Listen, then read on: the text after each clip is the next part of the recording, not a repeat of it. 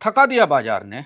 बीते 21 महीनों से निफ्टी 22,000 से 26,000 के दायरे में फंसा है। सितंबर 2024 में 26,000 से ऊपर का स्तर मिला था। मार्च 25 में 21,000 का गड्ढा आ गया। अब जुलाई की शुरुआत में निफ्टी 24,500 के आसपास है। 21 महीने में लगभग शून्य रिटर्न है। ये 21 महीने लाखों लोगों की निवेश की जिंदगी के लिए 2 साल हैं और वो निवेश फंस गया है। ये रोज का सर्कस है बाजार में, कभी एक दिन 600 अंक नीचे तो कभी 500 अंक ऊपर। भारत का वॉलेटिलिटी इंडेक्स जो बाजार में उतार चढ़ाव बताता है, पिछले 10 साल का औसत 15 था, आज 18 के पास है। बाजार में सबको लगता है कि कोई बड़ी तेजी करीब है, मगर फिर वही ढाक के तीन पात। और अब यहाँ रुकिए और एक और तथ्य पकड़िए, क्योंकि आप अपने म्यूचुअल फंड पोर्टफोलियो को देखकर उदासी में हैं। ये जानकारी आपके लिए जरूरी है कि भारत के अधिकांश ब्लू चिप स्टॉक्स ने बीते 3 साल में 5% से कम रिटर्न दिया है। और साफ कहें तो BSE 100 की हर चौथी कंपनी का यही हाल है। अब यही स्टॉक्स तो आपके पोर्टफोलियो में जमे हैं। अब आगे बढ़िए।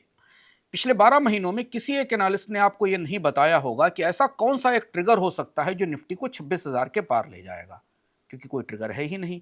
CLSA, Morgan Stanley, Jefferies, Goldman सब निफ्टी के टारगेट को 26,000 से 27,000 के बीच रख रहे हैं। क्यों? क्योंकि निफ्टी के टॉप 5 शेयरों HDFC bank, Reliance, ICICI bank, Bharti Airtel और इन्फोसिस में कोई ऐसा नहीं है जो तेजी को आगे ले जा सके, कैटलिस्ट नहीं है। रिलायंस जियो की लिस्टिंग का विटामिन क्या करेगा, इसका इंतजार है।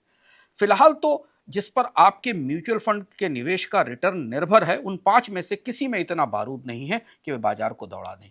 यानी 41% निफ्टी का वेट रखने वाले इन पांचों की कमाई फ्लैट या सिंगल डिजिट में रहने वाली है।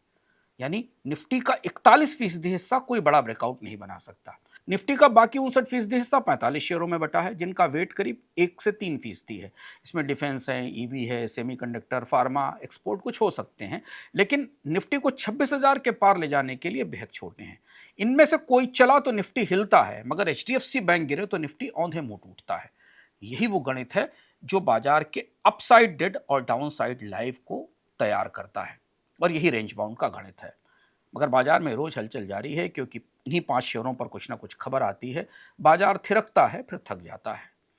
दरअसल 5 बूढ़े नाम बाजार चला रहे हैं, जो चलते तो हैं मगर ले कहीं नहीं जाते। और अब असली सवाल कि क्या अगले 2 साल में निफ्टी 26,000 के पार जाएगा? ये सच में संभव है? कैसे? क्योंकि निफ्टी के पंच यानी 5 तो कमाई में कोई बड़ा चमत्कार करेंगे, इसकी उम्मीद कम है। इसके अलावा कोई नया सेक्टर आ जाए, कोई बड़ा स्टॉक निफ्टी में आ जाए, या फिर फेड का रेट कट हो, चीन में सुस्ती आ जाए, AI पूरी तरह फट जाए, इमर्जिंग मार्केट में पैसा आने लगे, ऐसा कुछ भी जो हो, जो अगले 6 तिमाहियों में हो सकता है क्या, दिखाई नहीं दे रहा। लेकिन निफ्टी के 24,500 से नीचे जाने का जोखिम हर तिमाही में है। एक जंग, एक स्कैम, एक डाउनग्रेड, एक अडानी शॉक, एक AI अनाउंसमेंट, कुछ भी हो, बाजार गिरेगा। और ये असली कहानी है। आप कहेंगे ये सब हम आपको क्यों बता रहे हैं?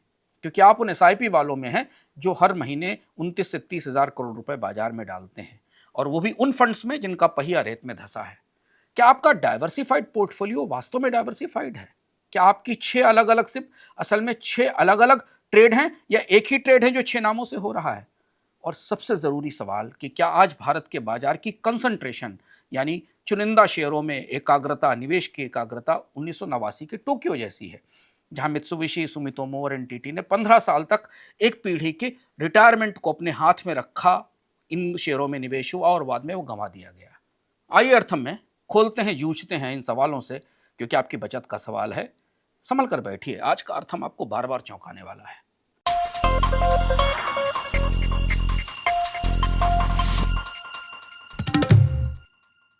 एक निवेशक के तौर पर पहले आप अपनी समस्या को समझिए, जैसे बेंगलोर के विक्रम शर्मा ने समझी।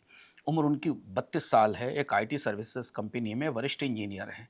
6 साल से हर महीने 50,000 की SIP डाल रहे हैं, 6 अलग अलग स्कीमों में, 6 अलग अलग AMC में। जानबूझकर अलग अलग म्यूचुअल फंड या एसेट मैनेजमेंट कंपनी चुनी थी। नाम कुछ भी हो सकते हैं, क्योंकि डाइवर्सिफाई रहना चाहिए। वार्षिक रिटर्न की उम्मीद थी 16 से 18%। पूंजी बढ़कर 70 लाख हो गई, क्योंकि विक्रम का SIP लगातार जारी था। विक्रम अपने आप पर खुश थे।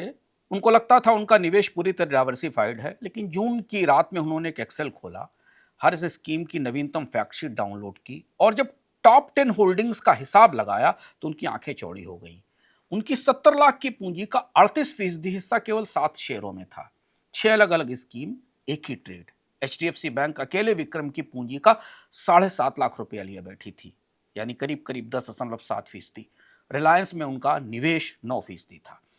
जबकि विक्रम ने सोचा था कि वो भारत में निवेश कर रहे हैं, वो डिफेंस में, मैन्युफैक्चरिंग में, ईवी में, सेमीकंडक्टर में, हेल्थ केयर में, कंज्यूमर में, कैपिटल गुड्स में पैसा लगा रहे थे। लेकिन जब उन्होंने अपना हिसाब देखा तो उन्हें पता चला कि वे 7 बूढ़े नामों में निवेश कर रहे थे। विक्रम ने एक एक फंड देखा, सब में वही नाम, सबके पोर्टफोलियो एक से। विक्रम अकेले नहीं है, भारत में 24 करोड़ डीमैट खाता धारक हैं, 11 करोड़ से ज़्यादा एक्टिव सिप वाले लोग हैं, 3 करोड़ EPFO और ETF के सब्सक्राइबर्स हैं, 30 करोड़ LIC के पॉलिसी होल्डर हैं। सबकी एक ही कहानी है। भारत के स्टॉक का निवेश जिसे इंडिया की ग्रोथ के निवेश के जरिए बताया जाता है, वो दरअसल निफ्टी 5 की ग्रोथ है। बाकी 9,995 सूचीबद्ध कंपनियां बाजार में पार्श्व संगीत की तरह, बैकग्राउंड म्यूजिक की तरह बजती हैं। और यही सबसे उलझन भरा सच है।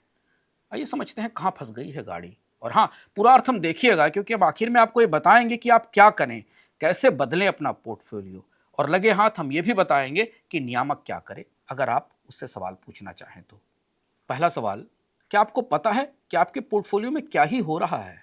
5 स्टॉक्स में अधिकांश निवेश होना कोई संयोग है या फिर कोई और बात है? दरअसल भारतीय बाजार में कुछ स्टॉक्स में सबका पैसा लगा होना कोई संयोग नहीं है, ये एक किस्म का स्ट्रक्चरल डिजाइन है। जब FPI, रिटेल निवेशक, mutual fund, LIC, EPFO, F&O, पांचों पूंजी धाराएं एक ही 30 शेयरों में जमा हों तो विविधीकरण यानी डाइवर्सिफिकेशन सिर्फ एक भ्रम हो जाता है, और एक घोटाला, एक डाउनग्रेड या एक ग्लोबल झटका पूरे शेयर बाजार को हिला देता है। और इसी वजह से बाजार रेंज बाउंड होता है, वोलेटाइल रहता है, और रिटेल निवेशक की SIP रोज रोज फंसती है और उसमें से रिटर्न नहीं दिखता। पहले बस आंकड़े देखिए। ये जून के 2026 के अंत तक की स्थिति है। निफ्टी 50 के, निफ्टी 50 के टॉप 5 का संयुक्त वजन 41% है। HDFC अकेला 14%, रिलायंस अकेली 9%, ICICI बैंक अकेली 8%, भारती एयरटेल 5%, इन्फोसिस 5%। ये 5 नाम पूरे इंडेक्स का 41% संभालते हैं। बाकी 45 कंपनियां 59% हिस्सा रखती हैं। मतलब अगर आप निफ्टी 50 ETF खरीदते हैं तो आप 5 शेयरों में 41% के मालिक बन जाते हैं, जबकि 45 शेयरों में 59% के मालिक होते हैं आप। ये इंडेक्स नहीं है, ये 5 शेयरों का अति केंद्रित ट्रेड है। मगर कंसंट्रेशन सिर्फ निफ्टी का नहीं है, बाकी निवेशकों को भी देखिए। पोर्टफोलियो में जो टॉप 5 का वजन है वो इस टेबल में आपको दिखाई देगा। ये टेबल आपने ध्यान से देखी? क्या ही वजनदार ढांचा है। भारत में हर निवेशक, चाहे वो विदेशी हो या रिटेल निवेशक हो, म्यूचुअल फंड हो, बीमा हो, EPFO हो, F&O ट्रेडर हों, सबकी 34 से 65% पूंजी सिर्फ 5 से 10 शेयरों में लगी है। मतलब इंडियन पूंजी इकोसिस्टम में डाइवर्सिफाइड होना एक भ्रम है। जब आप सोचते हैं कि FPI ने HDFC खरीदा, SIP ने खरीदा, LIC ने खरीदा, EPFO ने खरीदा, तो दरअसल ये सब एक ही निवेशक हैं 5 अलग अलग कपड़ों में। अगर एक झटका आए तो HDFC बैंक में की गिरावट सबको, FPI, खुदरा, म्यूचुअल फंड, LIC सबको झटका देती है, सबको नुकसान होता है। और यही कंसंट्रेशन का जोखिम है। मगर इस जोखिम को मापना ज़रा कठिन है, इसे एक नंबर में बताना कठिन है। इसलिए अर्थम में हम एक नया पैमाना लेकर आए हैं। इसे हमने नाम दिया है अर्थम कंसंट्रेशन इंडेक्स। यह कंपोजिट पैमाना बनाने की कोशिश है। यहाँ 5 अलग अलग कैपिटल फ्लोज जो भारतीय बाजार में आते हैं, उनके टॉप 5 का एवरेज वजन निकालने की कोशिश की है। मतलब ये कि निफ्टी 50 के मार्केट कैप का में टॉप 5 का वजन, FPI के टॉप 5, म्यूचुअल फंड के टॉप 5, LIC के टॉप 5, F&O के टॉप 5। अब इन पांचों का औसत ग्लोबल पैमाने से नापते हैं। अगर वो नंबर 25 से नीचे है तो बाजार सेहतमंद है, अगर 25 से 35 के बीच है तो ये मध्यम कंसंट्रेशन है, और अगर 35 से 50 के बीच है तो ये ऊंचा कंसंट्रेशन है, और 50 से ऊपर है तो हम बबल की टेरिटरी में पहुंच गए हैं। अब इस रोशनी में आप इस इंडेक्स को अपनी स्क्रीन पर देखिए। देखिए क्या निकला। भारत दुनिया में सबसे ज्यादा अति केंद्रित, ओवर कंसंट्रेटेड मार्केट है। US मैक्स 7 के बावजूद अमेरिका का ACI 38 है, जो भारत से कम है, क्योंकि US में mutual fund, FPI, pension fund सब डाइवर्सिफाइड हैं। S&P 500 में टॉप 5 का वजन 28% है, निफ्टी में 41%। मगर फर्क क्या है? अमेरिका का फंड मैनेजर इस कंसंट्रेशन को लेकर सजग है, और भारत के फंड मैनेजर इसी को बेचते हैं। जो अंतर आया वो आपको इस इंडेक्स में, ACI में दिखता है। US मैक्स 7 अगली सदी की ग्रोथ, इनोवेशन बेच रहे हैं। इसमें NVIDIA, एप्पल, माइक्रोसॉफ्ट, गूगल जैसे स्टॉक हैं, सब ग्लोबल लीडर हैं। भारत के टॉप 5 क्या बेच रहे हैं, एक एक करके समझिए। HDFC बैंक, घरेलू बैंकिंग सिकुड़ रही है, ग्रोथ घट रही है, निम पर दबाव है, मार्जिन पर प्रेशर है। रिलायंस रिफाइनिंग साइकिल की सुस्ती है, जियो की ग्रोथ धीमी है, रिटेल मार्जिन्स कमजोर हो रहे हैं। ICICI bank credit cycle peak पर पहुंच चुका है। इन्फोसिस एआई की मार से परेशान है, कमाई 3 साल से ठहर गई है। भारतीय एयरटेल टेलीकॉम का बाजार अब पक गया है, कीमत बढ़ाकर ही मुनाफे लाए जा सकते हैं। ये मैग 5 नहीं है, ये भारत का मेच्योर्ड 5 है। अब ये समझिए कि जो लीडर्स हैं वो साइक्लिकली मेच्योर हो चुके हैं। इधर एआई का झटका है, मांग कम है। ऐसी स्थिति में भारतीय बाजार का ये कंसंट्रेशन खतरनाक हो जाता है। इसे मैक्स 7 जैसा समझने की गलती अगर आपने की तो आप भुगतेंगे। अब बात निकली है ग्लोबल बाजार की, तो देख लेते हैं कि पूरी दुनिया के बाजारों में क्या हो रहा है। आपका अगला सवाल होगा कि कंसंट्रेशन तो दुनिया के हर बाजार में है, ज़्यादातर बाजारों का के निवेश का बड़ा हिस्सा कुछ स्टॉक्स में है। अमेरिका में, चीन में, यूरोप में, जापान में कहाँ नहीं है ये? बिल्कुल आपका सवाल सही हो सकता है, लेकिन कंसंट्रेशन की प्रकृति अलग है। जरा एक टेबल देखिए ध्यान से, विश्व के टॉप 5 की कहानी देखिए। इस टेबल से क्या निकला? भारत का के टॉप 5 का वेट सबसे ज्यादा है 41%, और कमाई में ग्रोथ सबसे कम है 9 से 11%। अमेरिका के टॉप 5 का वेट मध्यम है करीब 28%, वहां के सूचकांक में कमाई की ग्रोथ सबसे ज्यादा है, हालांकि 35 से 50% एआई में है जहां खतरा दिखता है। चीन टॉप 5 का वजन सबसे कम 21%, कमाई में ग्रोथ मध्यम है। यूरोप इस सूचकांक में सबसे डाइवर्सिफाइड है, केवल 16% का कंसंट्रेशन वेट है। इसमें लग्जरी कंपनियां भी एलएमवीएच जैसी कंपनियां हैं, नोवो नॉर्डिक्स फार्मा है, सेमीकंडक्टर की कंपनी एएसएमएल है, एचएसबीसी बैंक है, और शेल तेल की कंपनी है। यहाँ एक सेक्टोरल डाइवर्सिफिकेशन दिखता है। जापान अब संतुलित है, यहाँ Toyota, Sony, Keyence, Tokyo Electron, 4 अलग अलग इंडस्ट्रीज एक साथ मौजूद हैं। लेकिन परेशान करने वाला सच यह है कि भारत विश्व में सबसे अति केंद्रित है और सबसे कम अर्निंग वाला कंसंट्रेटेड मार्केट है। यानी हम यूएस के टेक कंसंट्रेशन की नकल कर रहे हैं, लेकिन हमारे पास एनवीडिया नहीं है, हमारे पास एचडीएफसी बैंक है जो एक पुरानी अर्थव्यवस्था का बैंक है और 2026 में सिंगल डिजिट की ग्रोथ दिखा रहा है। तो जब कुछ स्टॉक्स पर सारे दांव लगे हों और कमाई की बढ़त फ्लैट हो, तो ये जापान का 1989 वाला पैटर्न दिखता है, जब मित्सुबिशी, सुमोटोमो, टोयोटा, एनटीटी, इन टॉप 10 पर जापानी शेयर बाजार का ज्यादातर पैसा लगा था और इनका कैपिटलाइजेशन यानी मार्केट कैप पूरे एसएनपी 500 से बड़ा था। एनटीटी उस वक्त दुनिया की सबसे कीमती अकेली कंपनी थी। जापान एज नंबर 1 नाम की किताब जो हर एयरपोर्ट पर थी, उसमें एनटीटी की कहानी बताई जाती थी। फिर 1990 आया, निकेई 38,000 से गिरकर 7,000 पर आ गया, फिर 15 साल से फ्लैट है। एनटीटी आज भी 1989 के शिखर पर नहीं पहुंचा। जापानी पेंशन फंड्स को उस गिरावट में जो नुकसान हुआ वो कभी पूरा नहीं हुआ। एक पूरी पीढ़ी की रिटायरमेंट बर्बाद हो गई। यहां ध्यान दीजिए कि भारत 1989 के जापान जैसा बाजार नहीं है, लेकिन भारतीय बाजार का कंसंट्रेशन जापान में 1989 जैसी शक्ल का दिखता है। अंतर बस यह है कि उस वक्त जापान का जीडीपी पर कैपिटा अमेरिका के 80% के बराबर था, भारत का अमेरिका की तुलना में 4% पर है। यानी जापान की वापसी के बाद घरेलू पूंजी का 30% हिस्सा वापस आ गया। भारत में रिकवरी कैसे होगी, बहुत कठिन है, और ये तब तक नहीं होगी जब तक कि कंपनियों की कमाई में ग्रोथ नहीं आएगी। अब तीसरा सवाल कि ये जो कंसंट्रेशन या अति केंद्रण है, ये खतरनाक क्यों है? ये अर्थम का सबसे जरूरी हिस्सा है और इसे समझना जरूरी है, और इसके फैक्टर्स अलग अलग हैं। पहले समझते हैं वैल्यूएशन का खेल। लार्ज कैप के अंदर वैल्यूएशन और कमाई का अंतर, अगर आप निफ्टी 50 के फॉरवर्ड पी को देखें तो ये 22 गुना है, और एसएनपी 500 का पी 25 गुना है। मगर एसएनपी 500 की टॉप 5 कंपनीज की ईपीएस ग्रोथ 35 से 50% है, निफ्टी 5 की ईपीएस ग्रोथ केवल 9 से 11% है। यानी हम 22 गुना के पी पर, प्राइस अर्निंग पर, वो कमाई खरीद रहे हैं जो 10% बढ़ रही है। अमेरिका में 25 गुना के पीई पर वो कमाई खरीदी जा रही है जो 40% बढ़ रही है, और इसे स्टेबल से और कायदे से समझिए।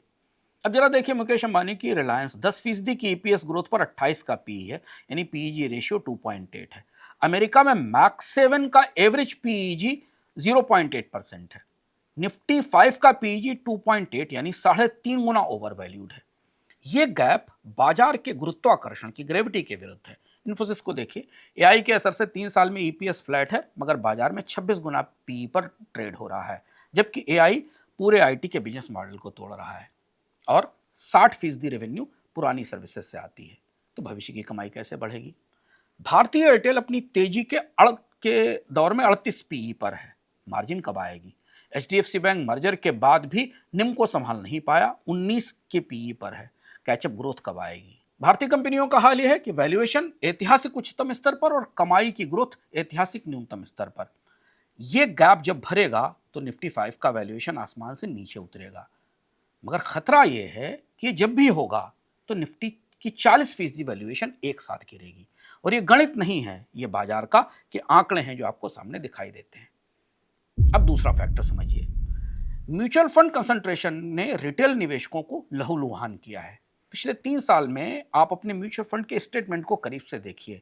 यह वो हिस्सा है जो अधिकांश रिटेल निवेशकों को पता नहीं है। जून 2023 से जून 2026 तक 3 साल का पैटर्न इस टेबल में देखिए।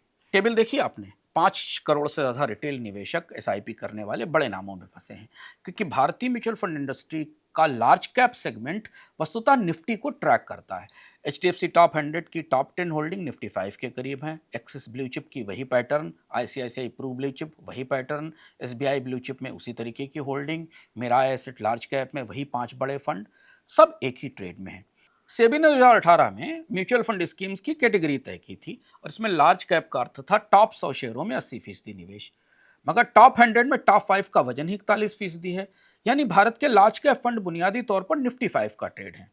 रिटेल निवेशक जब कोई लार्ज कैप फंड खरीदता है तो वो अनजाने या जानबूझकर निफ्टी 5 खरीद लेता है, जबकि उसे लगता है कि वो भारत की ग्रोथ में या बड़ी कंपनियों में के पूरे समूह में निवेश कर रहा है। तो अगर भारत में एसआईपी का औसत निवेश मान लीजिए 15 लाख रुपए प्रति निवेशक है, 5 से 6 करोड़ निवेशक हैं, तो 3 साल में जो अंडर परफॉर्मेंस की कीमत उन्होंने चुकाई है वो एक सुरक्षित लार्ज कैप को चुनने के बदले चुकाई है।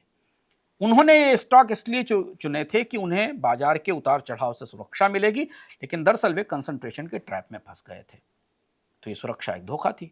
अब तीसरा फैक्टर समझिए, क्योंकि कंसंट्रेशन ही उतार चढ़ाव का कारण है, तो उस सवाल पर जो हमने पहली पंक्ति में ही पूछा था कि निफ्टी 2 साल से रेंज बाउंड क्यों है मगर रोज हलचल जारी है, उसका जवाब यहां दिखता है।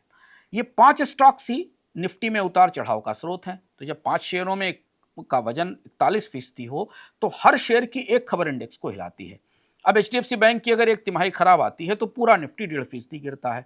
रिलायंस पर अगर एक एनालिस्ट का डाउनग्रेड आ जाता है तो पूरा निफ्टी हिल जाता है। जब इन्फोसिस अपना गाइडेंस बदलती है तो पूरा IT सेक्टर लड़खड़ाता है, क्योंकि पूरे निफ्टी को सीधा झटका लगता है। मगर एक साथ कोई अप्रत्याशित खुशखबरी नहीं आती, क्योंकि इन 5 बूढ़े नामों में अप्रत्याशित खुशखबरी आएगी कहां से? जरा वॉलेटिलिटी के आंकड़े देखिए। निफ्टी 50 की वॉलेटिलिटी की तस्वीर जो पिछले 12 महीनों की इस टेबल में दिखाई देती है। भारत की दैनिक वॉलेटिलिटी की रेंज देखिए, 1.4% है। ये दुनिया में सबसे आधा है।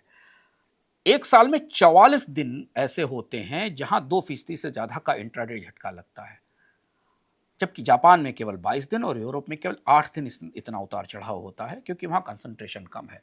तो जब 100 स्टॉक्स बाजार चलाते हैं तो एक की खराब खबर दूसरे की अच्छी खबर से संतुलित हो जाती है। यहाँ जब 5 शेयर बाजार चलाते हैं तो कोई बैलेंस नहीं है, हर न्यूज़ एक तरफा है। एसआईपी निवेशक रोज सर्कस में फंस जाता है।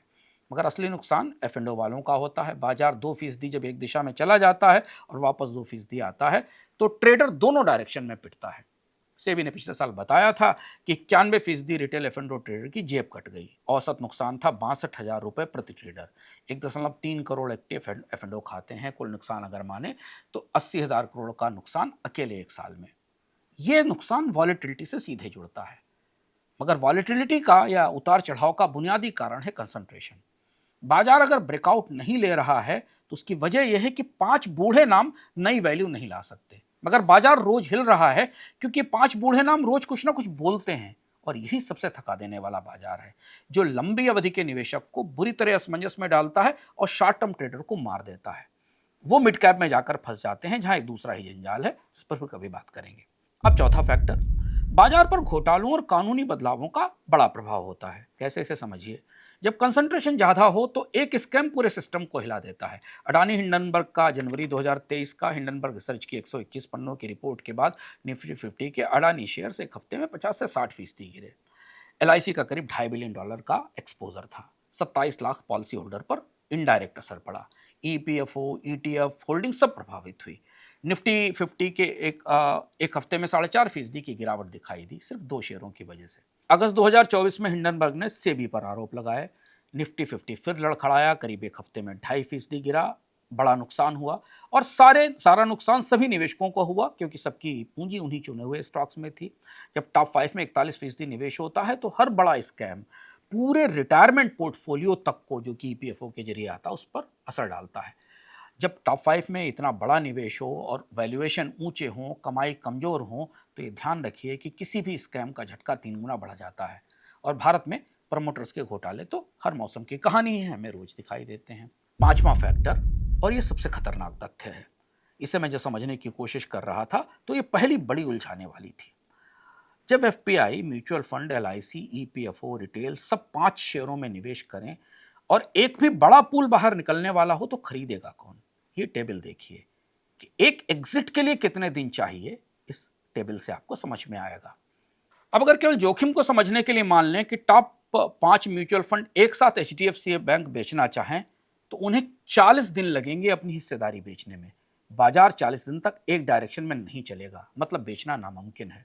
तो जो फंसे हैं वो फंसे रहेंगे। सेबी ने जब मार्च 2024 में स्मॉल कैप का स्ट्रेस टेस्ट किया था तो सब डरे थे। पता चला कि Quant small cap, Nippon, HDFC small cap, इन सबको अपनी अपनी होल्डिंग्स बदलनी पड़ी और ये पता चला कि अगर ये सब बेचेंगे तो इन्हें 30 से 50 दिन लगेंगे पूरी इक्विटी और पूरी हिस्सेदारी बेचने में।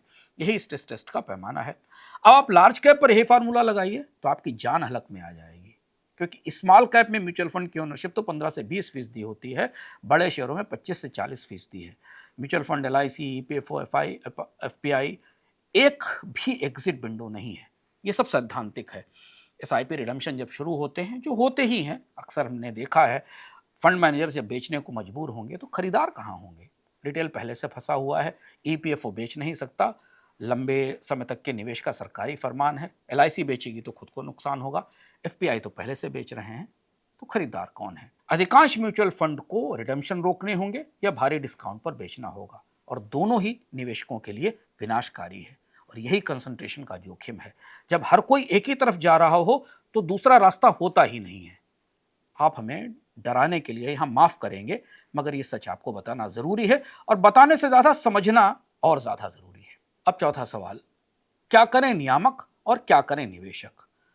आप सोच रहे होंगे और ये पूछना चाहेंगे कि नियामक क्या कर रहे हैं, उनको कुछ नहीं दिखता, और निवेशक क्या कर सकते हैं? तो सबसे पहले हम देखते हैं नियामकों के लिए 5 सुझाव। इन्हें आप ध्यान से सुन लीजिए, अलग अलग फोरम पर उठाइए, अभियान बनाइए, सेबी को लिखिए, क्योंकि आपकी बचत और आपके निवेश का सवाल है। पहला, large cap mutual fund schemes के कंसंट्रेशन की सीमा तय की जानी चाहिए बगैर देर किए। एक शेयर में 8% से ज्यादा निवेश नहीं। आज एचडीएफसी टॉप 100 में एचडीएफसी बैंक का वजन 12% है। यह स्ट्रक्चरल हो चुका है। यह बदलाव करना बेहद जरूरी है। दूसरा सुझाव जो नियामकों को करना चाहिए, निफ्टी 50 का एक इक्वल वेट या निफ्टी नेक्स्ट 50 को मेन स्ट्रीम इंडेक्स के तौर पर इस्तेमाल किया जाए। निफ्टी 50 अकेले डिफॉल्ट इंडेक्स नहीं रहना चाहिए।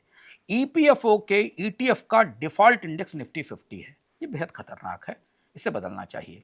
एनएसई का आईपीओ आ रहा है, इसके साथ अगर सुधार कर दिया जाए तो कोई बड़ी बात नहीं होगी, और ये सुधार होना चाहिए। तीसरा महत्वपूर्ण सुझाव जो नियामकों को करना चाहिए, घरेलू म्यूचुअल फंड के लिए अनिवार्य मिड कैप एक्सपोजर होना चाहिए। हर इक्विटी फंड में 20-25 से 30% की न्यूनतम मिड कैप एक्सपोजर हो, ताकि कंसंट्रेशन कम हो सके।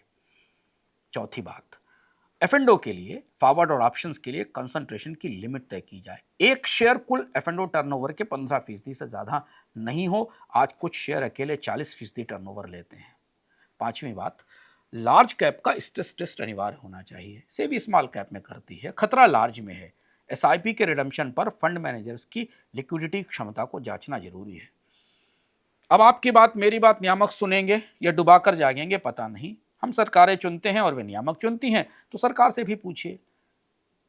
बहरहाल इस अर्थ में हमारा यह वादा था कि हम आपको यह बताएं कि आप क्या करें अगर नियामक का नशा नहीं टूटता। आप खुद को कैसे बचाएं, तो अब नोट कीजिए कागज पे निकाल कर।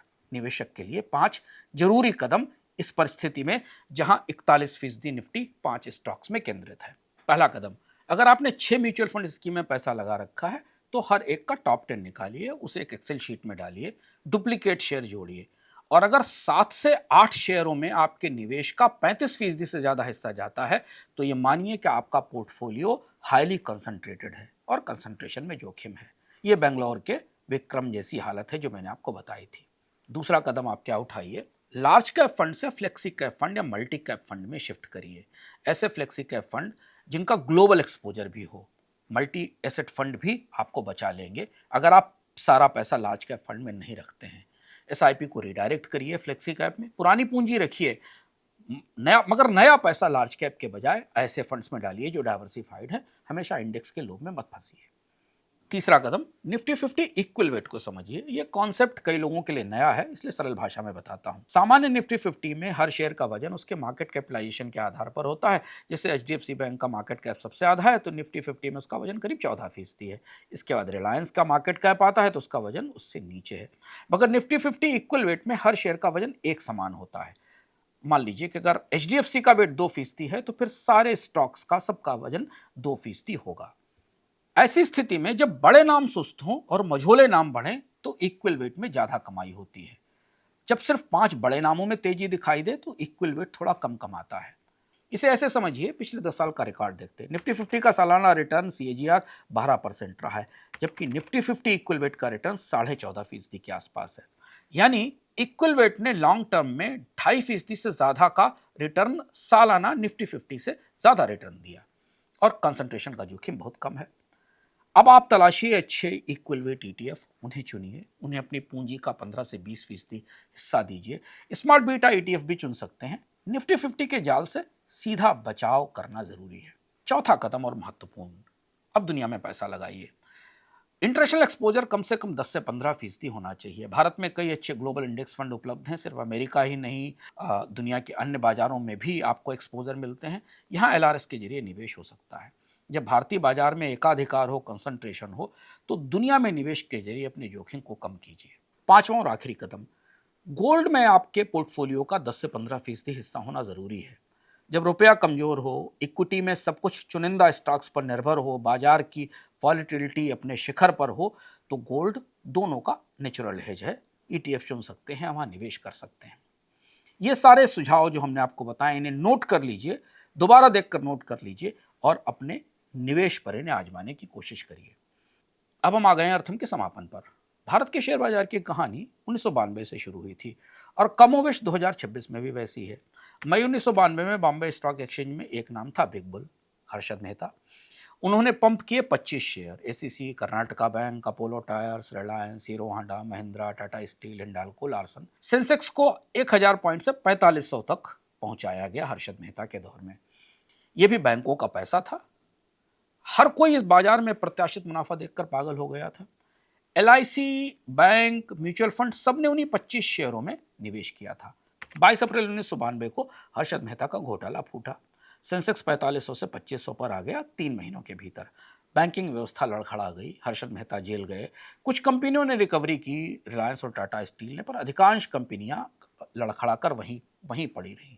एक पैटर्न जो बाकी रह गया वो था 25 शेयरों का खेल। मेहता गया, लेकिन 25 शेयरों वाला मनोविज्ञान आगे चलकर और खतरनाक हो गया। अब वो 25 घटकर 5 हो गए हैं। खेल वही है। जब बाजार में अरबों के निवेश कुछ नामों पर केंद्रित होते हैं तो ये समझदारी नहीं होती, मूर्खता होती है। और इसे समझने के लिए आपको स्टॉक एनालिस्ट होना जरूरी नहीं है। जब एसआईपी, एफपीआई, एलआईसी, ईपीएफओ, एफएनडो सब 5 शेयरों पर बैठे हैं तो इंडिया में निवेश नहीं है। ये वो 5 बूढ़े नाम हैं जो भारतीय अर्थव्यवस्था की नुमाइंदगी से इस्तीफा दे चुके हैं। भारत इस निफ्टी 5 से बड़ा है। 9,995 लिस्टेड कंपनियां हैं, सबके पीछे उद्यमी हैं, पूंजी है, नए सपने हैं। पूंजी वहां नहीं जा रही, पूंजी बस 5 की कुर्सी पर बैठी है। वो कुर्सी जब हिलेगी तो सबका नुकसान होगा। दुनिया के स्टॉक्स मार्केट का इतिहास गवाह है। कंसंट्रेशन के साइकिल्स के संदर्भों को पढ़ने की कोशिश करिए। जापान में 1989 में ये हुआ, अमेरिका में सन 2000 में ये हुआ। और इसलिए मानिए कि ये कुर्सी जिस पर अधिकांश पूंजी बैठी हुई है, या ये 5 कुर्सियां जिन पर सबके निवेश रखे हुए हैं, जरूर हिलेंगी। बस वक्त की बात है। तब तक खुद को इस निफ्टी 5 के ट्रैप से निकालना आपकी अपनी जिम्मेदारी है। कोई म्यूचुअल फंड, कोई एलआईसी, कोई ईपीएफओ ऐसा नहीं करेगा। विक्रम ने उसी रात अपनी एक्सेल शीट खोली, अपने एग्रीगेटर ऐप पर जाकर अपनी एसआईपी को रीबैलेंस किया। 8 महीनों बाद उसकी पूंजी निफ्टी में उतार चढ़ाव की तुलना में कम से कम 35% कम प्रभावित हुई है। रिटर्न तो ज्यादा नहीं आए, मगर नींद अच्छी आ रही है, क्योंकि उसने खतरा कम कर लिया है। यही असली डाइवर्सिफिकेशन है। अर्थम में आज इतना ही। फिर मिलेंगे अगले सप्ताह किसी एक नए विषय के साथ। यदि आप रोज की खबरों के बारे में जानना चाहते हैं और उनके पीछे के क्यों को, तो द वाई फैक्टर को फॉलो करिए, बोनस का ऐप डाउनलोड करिए। और हाँ, अब तो चाइना वॉच भी शुरू हो गया है, जिसका वादा मैंने किया था। चीन की अंदर की खबरों के बारे में ये बुलेटिन आपको रविवार को मिलेगा। इंस्टाग्राम पर टाइम मशीन और बुकनू को फॉलो करिए। आपके पोर्टफोलियो पर पिछले एक हफ्ते के फैसलों का, घटनाओं का क्या असर पड़ा, इसे जानना चाहते हैं तो लिंक्डइन पर मेरे साथ जुड़िए। पॉलिसी और पोर्टफोलियो में आपकी प्रतिक्रियाओं का इंतजार रहेगा। फिर मिलते हैं अगले अर्थ में।